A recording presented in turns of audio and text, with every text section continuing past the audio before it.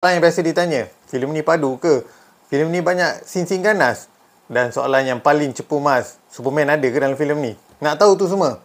Jom kita lain intro dulu.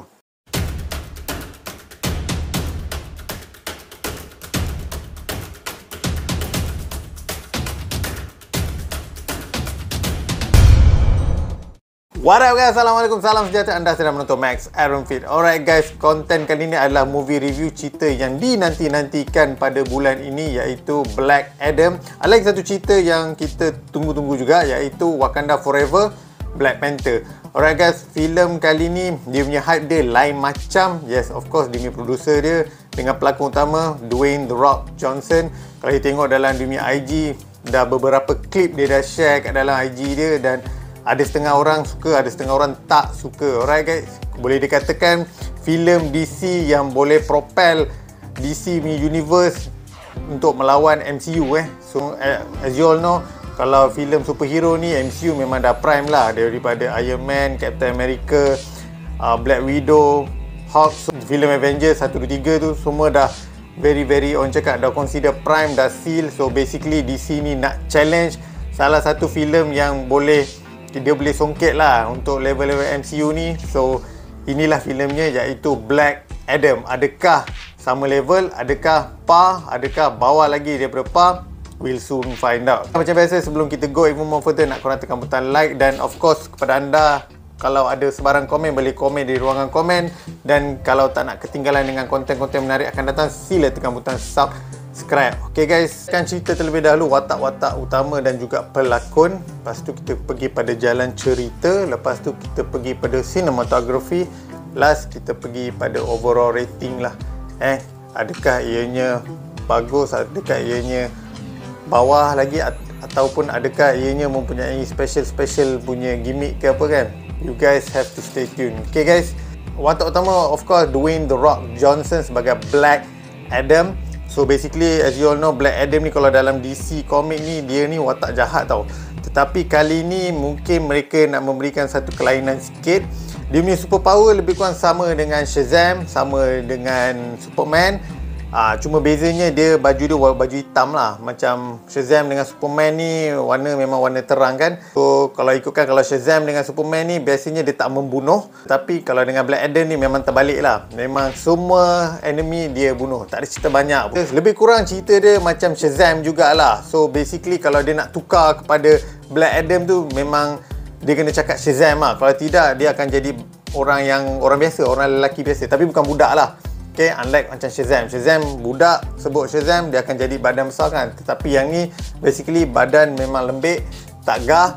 Tapi bila sebut Shazam je, dia akan jadi gah lah, badan solid lah. Okay, so itu adalah watak Black Adam yang agak berbeza dengan Shazam dan juga Superman. Alright guys, kita pergi kepada watak dalam Justice Society ataupun Persatuan Keadilan. Dah macam salah satu parti politik tetapi tak ada kaitan guys. Untuk makluman korang, Justice Society ni adalah lantikan dalam Task Force X, diketuai oleh Amanda Waller. Kalau korang perasan dalam filem Suicide Squad, watak tu ada dia jadi kepala yang arrangekan, yang kumpulkan superhero ni supaya fight untuk mereka selamatkan dunia.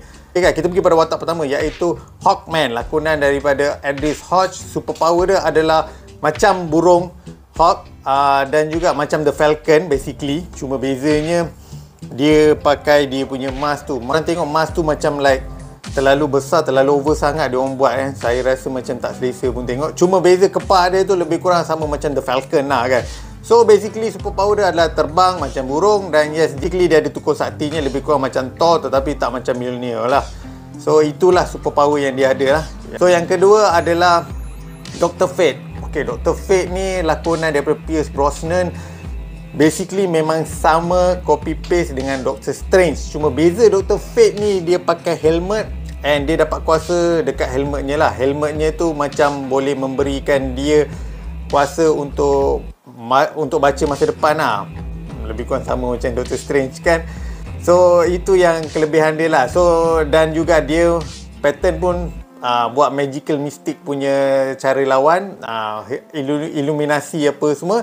And of course kalau korang tengok Dr. Fate tu memang boleh teringat dekat Doctor Strange lah. Cuma saya rasa Pierce Brosnan ni lagi handsome kot daripada Doctor Strange, walaupun dia nampak dah berusia. Okay guys, yang ketiga adalah Atom Smasher, lakonan Noah Centineo. Super power dia adalah membesar, mengecil dan smash. So basically sama dengan Ant-Man versi DC. Cuba saya nampak dia punya beza dia adalah topeng dia tu macam tu lah, macam Deadpool pula. Karakter memang sama sebiji macam Ant-Man. Itu yang buatkan saya rasa macam memang copy habis ni guys. Sebiji copy habis. Watak yang keempat adalah Cyclone, lakonan oleh Quintus Swindle.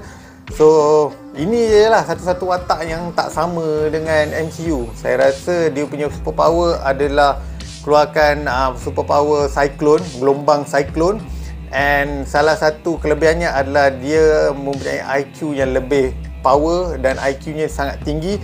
Tetapi yang tak bestnya masa dalam scene bergaduh ataupun scene combat tu, kita tak nampak pun dia gunakan IQ. Basically dia banyak tanya pendapat dekat Hawkman dengan Dr. Fate. So benda tu sebenarnya dah tak boleh masuk kat dalam tu kan. Okay guys, so tu basically 4 orang tu dalam satu team lah, Justice Society tu lah. Okay, kita pergi kepada watak yang kelima, iaitu Isis, seorang wanita yang nak selamatkan bandar yang dia diami, iaitu bandar Kandak.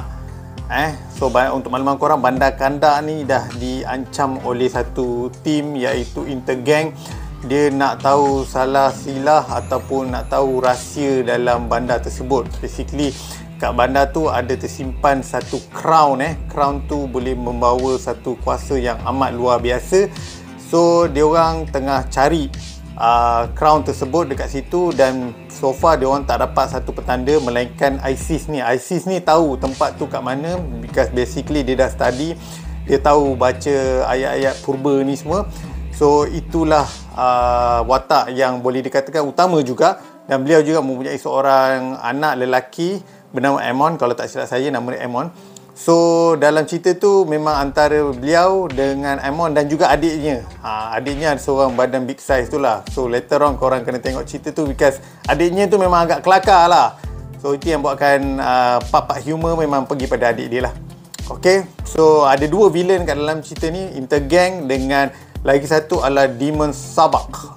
Demon Sabak ni dia adalah watak yang kalau dah convert pergi demon lah. Kalau watak manusia ada Ismail. Ismail pada peringkat awal tu dia ikut si Isis ni lah. Dia ada muslihat jugalah. Dia ada sebab nak ikut ni, because dia nak dapatkan yang crown tu, supaya dia convert pergi jadi, supaya dia boleh convert pergi jadi Demon Sabak ni. Alright guys, basically itu adalah watak-watak utama dalam filem ini, dan juga ada sedikit sejarah pasal kawasan yang dia akan tempuh ni lah. Alright. Okay guys, kita masuk kepada jalan cerita. So mungkin saya akan bagi sedikit spoiler dalam part ni. So hopefully tak kena kecam lah. Alright guys, so okay. So saya start lah. Okay, jalan cerita bermula dengan of course adiwira kita iaitu Black Adam yang dah terperangkap di satu lokasi di Kandak tadi.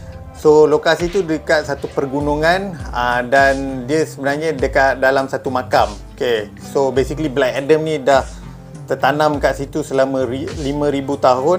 Kebetulan berlaku satu kejadian whereby Isis ni berada di dalam makam tersebut dan kena serang dengan kumpulan Internet Gang ni lah. So apabila dia dah kena serang ni, dia betul-betul berada di atas makam tersebut dan dia baca ayat-ayat yang boleh hidupkan semula si Black Adam ni lah. Kebetulan masa dia baca tu memang dia tengah kena attack.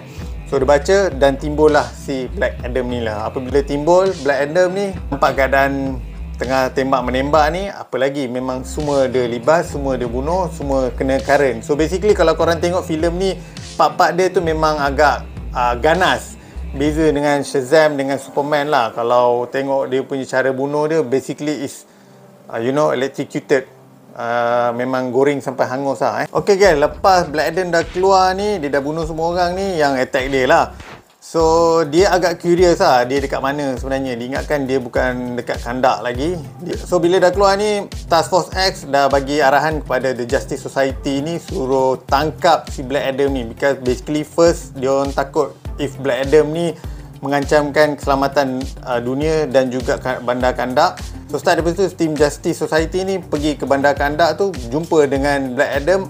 Memang tu tak ada cerita banyak lah, memang fight lah kan, because basically diorang memang nak berbincang memang tak boleh. Black Adam ni ego dia memang kuat, memang pada dia yang paling kuat, tak ada orang kuat selain dia. Macam Superman, dia ada kelemahan Kryptonite kan, kalau semua orang tahu, basically semua orang tahulah Kryptonite memang kelemahan Superman. Untuk makluman korang, Black Adam pun ada kelemahannya, iaitu Deuterium. Deuterium ni ada sejenis macam batu juga. Satu scene tu whereby Black Adam ni kena Deuterium dan memang ada kesan cala bala dekat badan dia. And yang buatkan saya frust is Deuterium ni scene tu je yang dia tunjuk. Lepas tu dah tak ada dah scene lain yang menunjukkan kelemahan dia. Basically dia tunjukkan yang dia ni betul-betul gah.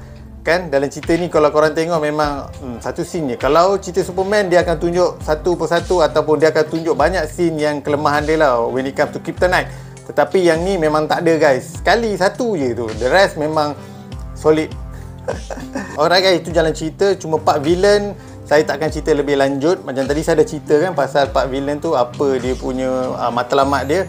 So untuk makluman korang, part villain tu pada part hujung saja dia akan timbul lah. So basically first dengan middle tu dia in a human form. Hujung tu je baru korang boleh nampak lah dia tukar menjadi demon tu lah. Alright, so basically that is jalan cerita. Saya nak cerita lebih lanjut macam tak boleh sangat, because basically memang dah banyak juga spoiler saya dah terkeluarkan dalam review ni. So you guys have to watch it lah. Alright guys, sekarang kita pergi pada cinematography. Saya tengok ada perbezaan di antara Aquaman, Justice League, Batman vs Superman dan juga Shazam.